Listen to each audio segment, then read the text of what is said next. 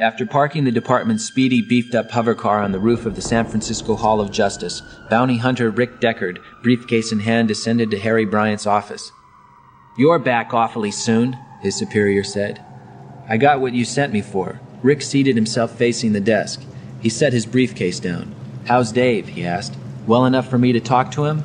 I want to before I tackle the first of the Andes." "You'll be trying for Polikov first," Bryant said. "The one that lasered Dave. Best to get him right out of it, since he knows we've got him listed." Bryant reached for a sheet of onion skin paper, a blurred third or fourth carbon. "Polikov has taken a job as a trash collector, a scavenger. Don't only specials do that kind of work? Polikov is mimicking a special. Are you sure about this void comp scale now? You're absolutely certain, from what happened up in Seattle, that—" "I am," Rick said. He did not amplify. "I'll take your word for it, but there can't be even one slip-up." "There never could be in Andy hunting. This is no different." "The Nexus 6 is different. I already found my first one," Rick said, "and Dave found 2. 3 if you count Polikov." "Okay, I'll retire Polikov today." He reached for the blurred carbon, the poop sheet on the android Polikov. "One more item," Bryant said. "A Soviet cop from the WPO is on his way here. While you were in Seattle, I got a call from him. Sandor Kadalyi is his name." "What's he want?" "WPO is interested enough in the new Nexus 6 types that they want a man of theirs to be with you, an observer, and also, if he can, he'll assist you. It's for you to decide when and if he can be of value, but I've already given him the permission to tag along." Rick studied the poop sheet on Polikov. It gave a description of the man, or rather the Andy, and his current address in the place of business, the Bay Area Scavengers Company. "Want to wait on the Polikov retirement until the Soviet cop gets here to help you?" Brian asked. Rick bristled. "I've always worked alone. Of course, it's your decision. I'll do whatever you say. But I'd just as soon tackle Polikov right now, without waiting for Kadalyi to hit town." "You go ahead on your own," Bryant decided.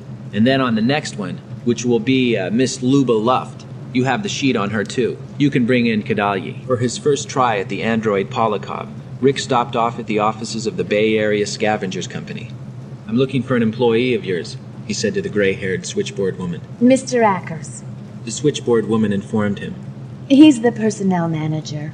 She pointed to an imitation oak desk at which sat a prissy, bespectacled individual, merged with his plethora of paperwork. Rick presented his police ID. "Where's your employee Polikov right now? At his job or at home?" "Polikov ought to be at work," Mr. Ackers said. "However—" He picked up his vid phone and made an inside call. "He's not then?" He said. "Polikov didn't show up for work today. No explanation. What's he done, officer?" "If he should show up," Rick said, "don't tell him I was here asking about him. You understand?" Rick flew to Polikov's apartment building in the Tenderloin. What a grimy place, he observed as he walked across the roof to the elevator. He descended to Polikov's floor, found the hall unlit, like a subterranean cave. Using his police A-powered sealed beam light, he illuminated the hall and once again glanced over the onion skin carbon. The void comp test had been administered to Polikov. That part could be bypassed, and he could go directly to the task of destroying the android. Using an infinity key, which analyzed and opened all forms of locks known, he entered Polikov's apartment, laser beam in hand. No Polikov, only semi-ruined furniture, a place of kibble and decay. "I knew it," he said to himself. "Well, there goes the first $1,000 bounty. Probably skipped all the way to the Antarctic Circle." Back again on the roof, in his hover car, he reported by phone to Harry Bryant. No luck on Polikov. Left probably right after he lasered Dave. He inspected his wristwatch.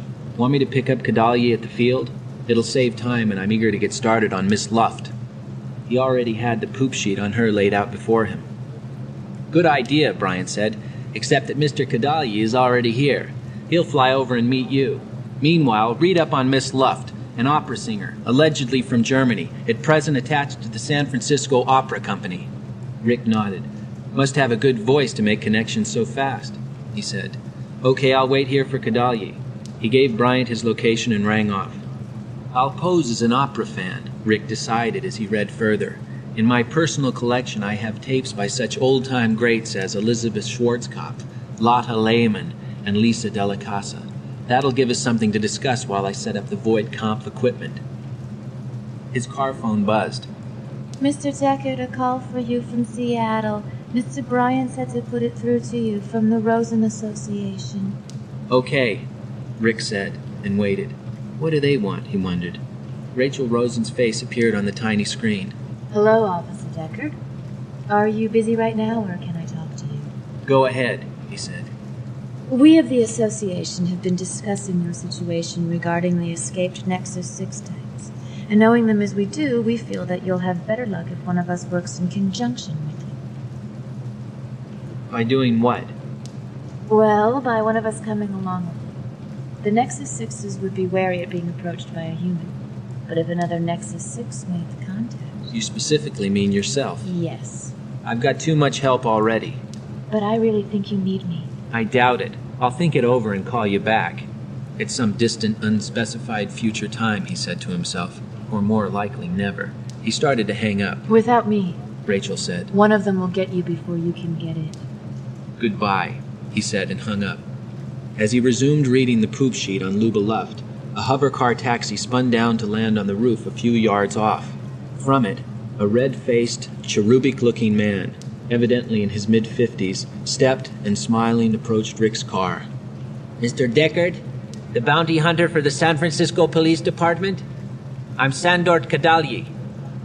He opened the car door to squeeze in beside Rick. As he shook hands with Kadalyi, Rick noticed that the WPO representative carried an unusual type of laser tube, which he had never seen before. Interesting, isn't it? Kadalyi said. I got this on Mars.